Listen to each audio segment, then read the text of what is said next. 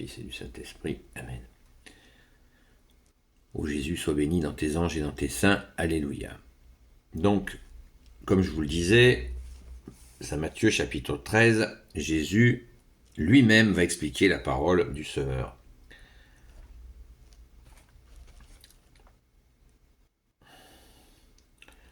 Vous donc écoutez cette parabole du semeur. Un certain nombre entend la parole du royaume sans l'entendre vraiment.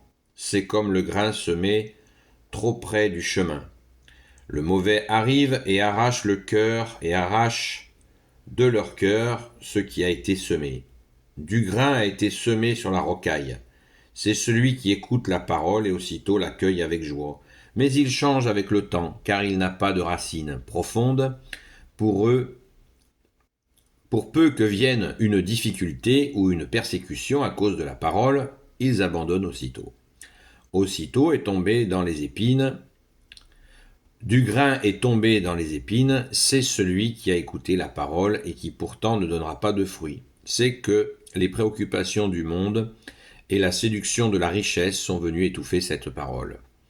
Du grain enfin a été semé sur la belle terre. Voilà celui qui écoute la parole et l'accueille en lui. Il va donner du fruit et produire peut-être 100, peut-être 60, peut-être 30 points. Alléluia. Merci Jésus pour ta parole. Donc, on va le reprendre pour juste essayer de donner des exemples.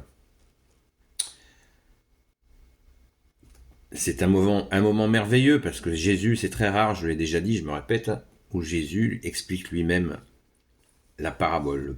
La parabole, c'est le parler en images. Vous donc écoutez cette parabole du semeur. Un certain nombre entend la parole du royaume sans l'entendre vraiment. C'est comme le grain semé trop près du chemin. Le mauvais arrive et arrache de leur cœur ce qui a été semé. Côté superficiel. C'est superficiel. La personne dit « Oh, c'est joli. Waouh, c'est joli, mais c'est juste joli, quoi. » La personne ne prend pas en compte que c'est la parole puissante, que ce grain semé peut donner des merveilles de la gloire de Dieu.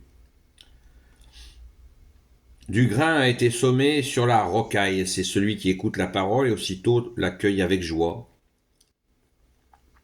Mais il change avec le temps, car il n'a pas de racines profondes. Pour peu que vienne une difficulté ou une persécution à cause de la parole, il abandonne aussitôt. C'est tout simple. Et ça, c'est très fréquent. C'est très fréquent de nos jours. Jésus, ça s'est passé il y a 2000 ans, mais pendant 2000 ans, eh bien, il y a des gens comme ça. C'est ce que Jésus nous prévient en disant ça. Faites attention à ça. Et c'est clair. La parole est rigoureuse au sens où elle implique que nous l'accueillons. D'ailleurs, dans le cas précis, ça se dit au verset 20, verset 20-21, le grain a été semé sur la rocaille. Voilà. Rocailleux, vous savez. Il n'y a pas de place. Il n'y a pas de place pour que la graine prenne racine. Parce que la personne ne fait pas la place. Elle accueille la parole en surface. Ça rentre pas. Ça rentre pas dans son esprit. C'est d'ailleurs pour ça qu'on fait les 3 croix, vous voyez. Que ta parole, ô Jésus, rentre dans mon cœur. Que ma bouche proclame ta parole. Et que mon cœur, que mon esprit accueille ta parole. Que ma bouche proclame ta parole. Et que mon cœur accueille aussi ta parole. Donc, il nous faut faire de la place. C'est pas en plus du reste. Elle est prioritaire. Elle fait de la place en nous. Merci Jésus. Et là, si en plus par-dessus le marché, Jésus nous le dit dans la suite du verset 21, pour peu que vienne une difficulté ou une persécution à cause de la parole, il abandonne aussitôt. Tac. C'est clair, c'est net. Abandon parce que c'était surface, c'était superficiel, c'était un accueil superficiel. Donc, il faut humblement accueillir cette parole et faire la place, faire de la place. Hein. Si vous plantez des beaux rosiers au milieu des ronces, des épines, ça va être un peu compliqué pour les roses, les belles fleurs de sortir de votre jardin. Voilà, c'est une image, hein, mais c'est exactement ça. Et la persécution, ben, la parole, quand justement on écoute la parole, eh bien, le mal essaie de nous dissuader. Donc il nous faut être solide. C'est pour ça que Jésus parle de persécution. Et on n'est pas solide tout seul avec nos petits bras musclés. On est solide en demandant à Jésus de nous fortifier dans la foi pour être c'était la vidéo d'hier ou d'avant-hier, pour justement nous donner des forces pour tenir bon. Et c'est possible. C'est pas par nous-mêmes, c'est Jésus qui nous donne la force de tenir. Alléluia, merci Jésus. Du grain est tombé dans les épines. Verset 22, du grain est tombé dans les épines, c'est celui qui a écouté la parole et qui pourtant ne donnera pas de fruits. C'est que les préoccupations du monde et la séduction de la richesse sont venues étouffer cette parole. Voilà. On peut le dire différemment. C'est le matérialisme. Voilà. J'accueille la parole. La graine a été posée, mais voilà, je vais acheter telle chose. La fièvre acheteuse. Les achats. Penser qu'au matériel.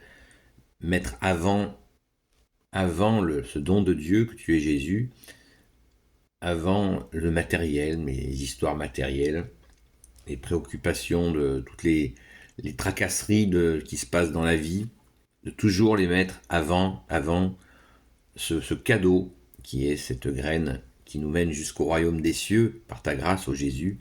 Voilà, donc c'est très classique, surtout de nos jours, société matérialiste. Donc nous pouvons faire autrement et abandonner. Il ne s'agit pas de vivre sur une île déserte avec un slip en palme, mais il y a vraiment nous contenter de peu et c'est un grand bonheur. Merci Jésus. Merci bien-aimé Jésus de nous y aider. Hein. Ouais, j'ai un téléphone, il convient, pourquoi en chercher un nouveau? Connaissez l'histoire. Hein. Le mal, on l'appelle aussi le tentateur. Hein. Parce que lui, il va toujours nous pousser à qui mieux. Une voiture, elle me convient, elle marche. Il y a une nouvelle. Je vais prendre la nouvelle. J'oublie que j'ai une âme et il faut la nourrir. Merci Jésus. C'est toi qui nourris notre âme. Notamment par ton corps et ton sang. Alléluia. Voilà, donc ne négligeons pas cet aspect-là parce qu'il est très important de nos jours où beaucoup de nos frères et sœurs en humanité sont pris dans l'engrenage des achats compulsifs, de toujours de convoiter, de vouloir autre chose que ce que l'on a. Et un grand saint qui disait « il faut désirer ce que l'on a ». C'est intéressant à méditer, à réfléchir et surtout à mettre en pratique. Désirer ce que l'on a. On a un téléphone, on peut le regarder en disant tiens, je suis bien content d'avoir ce téléphone. Et puis comme ça, on ne pense pas à un autre. Et sur plein de sujets, c'est magnifique. La convoitise, c'est le mauvais qui nous souffle toujours à convoiter ce qu'on n'a pas. Et on est toujours malheureux. Se contenter de ce qu'on a, c'est du bonheur. Voilà, merci Jésus de nous y aider. Désolé, 2 parties, en fait ce sera une 3e partie. Et donc, je vous dis à tout de suite.